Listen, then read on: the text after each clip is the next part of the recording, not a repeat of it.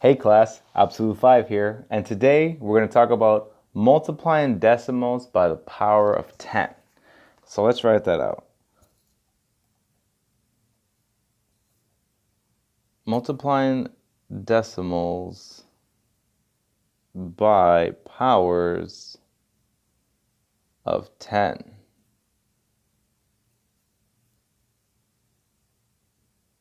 Okay, powers of 10. We got that. So the rule goes like this. You have to, well, whatever. Just leave it like that. The rule goes like this. You first have to move the decimal point. You have to move the decimal point to the right the same number of places.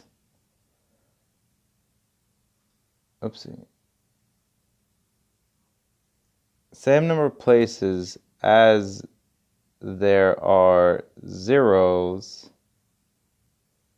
As there are zeros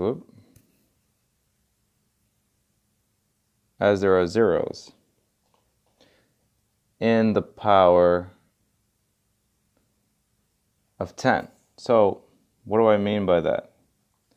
So let's read it again one more time. Multiplying decimals by powers of 10.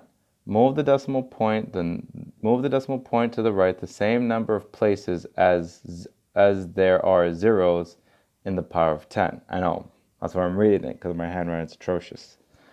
So let's have an example. 7.68 times 10. So you could do this the long way and actually multiply this out to actually see what you get. So for this example, I'll just do that real quick. So 10 times 7.68. After I multiply all these, I get 0.008. Well, I'm multiplying 8 times 0, I get 0. 8 times 0, 0. 8 times 0, 0. 8 times 1, 8. So now I'll do the same thing for the 6. But before I do that, I add a 0 under the 0 here to represent I'm done with that 0. So I do it again for 6. 1, 2, 3, and then 6 times 1, 6. And I do it again, 0, 0. Just those two zeros just represent I'm done with 6 and 8. So now I do 7 times these 3 zeros. 1, 2, 3, and then 7. So then afterwards, I add up everything. So I have 0, 0, 0, 8, 6, 7. And remember the rule, when you multiply decimal points, you have to move the number of times you have the decimal place equal to the number of factors. So 2 and 2 is 4, so I have to move the decimal point over 4 times. So 1, 2, 3, 4. I get 76.8. Now, to save myself all that time next time, I'm not doing this again. So all I want to do is this. When I say 7.68 times 10, all I'm just going to simply do is this. 7.68, move the decimal point over 1. Move the decimal point over 1, and then I write my answer is 76.8. I get the identically same answer. Let's say I gave you 23.702 times 100 utilizing this technique. Now remember, the only reason why I moved the decimal point over 1 point, because that's how many zeros I was multiplying by 10, so I have by a power of 10. So therefore, I have 2 zeros here. That means I'm going to move this decimal point here 2 times. So this is going to be 23.702. I'm going to move this over 2 times. So 2 times to where? To the right. This is my right. So for those of you who are looking at the vidcam, 1, 2, I get 2370.2 as my answer for that question. So let's do another example. Let's try something a little bit different. Let's say I have negative 76.3 times 1,000. So now, anytime, I always stress this to my students first. Before you actually calculate the value of the number, do the sign first. Make sure that you get the sign out of the way first. So negative times positive gives me a negative. So then, using this rule, I have 76.3. Now, all I have to do now is move the decimal point over 3 times, so I get 1, 2, 3. Then you're wondering, but Roger, what am I going to do with these other 2 empty spaces here? Well, all you're going to do is this. You're going to put this as negative 76, 3.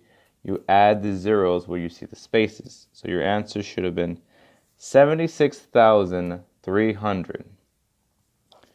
And we'll do one more just to make sure that it sinks in.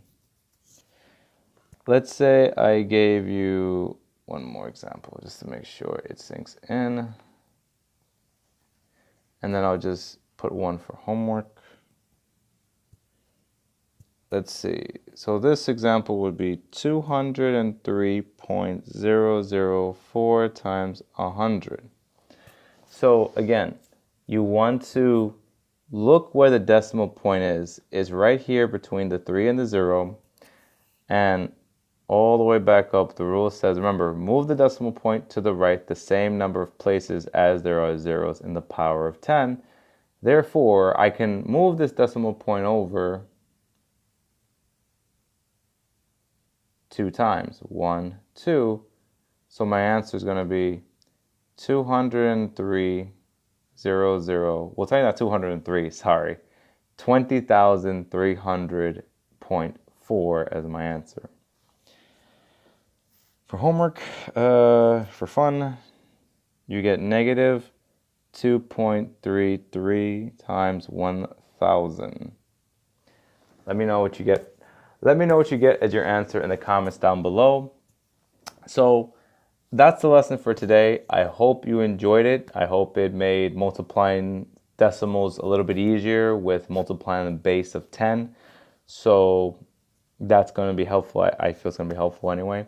Let me know in the comments down below what you think. Give me some good criticism. Well, if you liked the video, give me a thumbs up. If you didn't like it, give me some criticism.